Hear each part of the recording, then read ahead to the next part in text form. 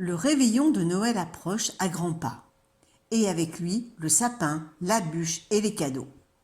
Si s'offrir de jolis paquets lors des réunions de famille ou entre amis est aujourd'hui bien ancré dans les mœurs, il n'en a cependant pas toujours été de même dans le passé.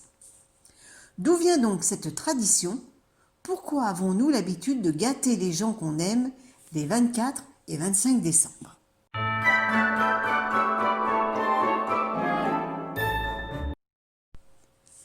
La coutume trouve en réalité son origine dans la Rome antique.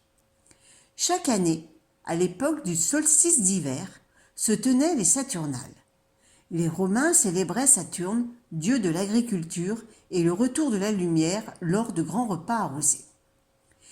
Ils s'y échangeaient notamment des fruits et du miel, de petits cadeaux annonciateurs de douceur et d'abondance pour l'année nouvelle. Tout n'était alors que joie, plaisir et amusement. Ces épisodes de liesse populaire étaient également l'occasion pour les serviteurs de retrouver de manière provisoire leur liberté. Les patriciens leur donnaient d'ailleurs souvent quelques pièces pour les placer sous la protection de Strénia, la déesse de la santé, divinité dont découle le mot étrenne.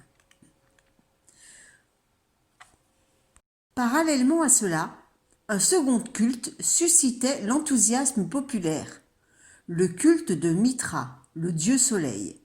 Le 25 décembre, les Romains célébraient à nouveau la victoire de la lumière. Mais à la fin du IVe siècle, Théodose Ier, dont le diabolique dessein était d'éradiquer toutes les religions autres que le christianisme, interdit ce culte païen et l'Église catholique en profita pour détourner cette date, alors désignée comme celle de la naissance de Jésus-Christ, et déclarée jour d'offrande dans la chrétienté. Plusieurs siècles durant, la tradition des cadeaux s'efface au profit des étrennes que l'on s'échange à la nouvelle année. Ce n'est qu'au XIXe siècle que s'opère un bouleversement, et ce, pour plusieurs raisons. Après avoir traversé un XVIIIe siècle trop athéiste aux yeux de l'Église, l'or est au retour de la vertu et de la morale et le don est dévalorisé. Au XIXe siècle marque également le triomphe de la bourgeoisie dans la sphère sociale et, avec elle, ses valeurs. Ainsi, la famille est placée au centre des préoccupations et les liens entre époux et avec les enfants sont renforcés. De ce fait, l'enfant, jusqu'alors assez peu estimé, occupe désormais une place prépondérante au sein de la famille, celle d'héritier de la lignée familiale et endosse un rôle majeur dans l'équilibre et le bonheur du foyer. Dépassant largement la fête religieuse, Noël se transforme en un moment de rassemblement des générations durant lesquelles l'échange des cadeaux devient incontournable. Très vite, cette fête acquiert une dimension commerciale qui ne fait qu'accentuer son succès. L'essor de la bourgeoisie, marquant également celui des grands magasins, les vitrines s'égayent, les cadeaux se multiplient, sont de plus en plus chers et, surtout, se parent d'emballages en papier multicolore afin de susciter la surprise et l'excitation lorsque vient le moment de les ouvrir.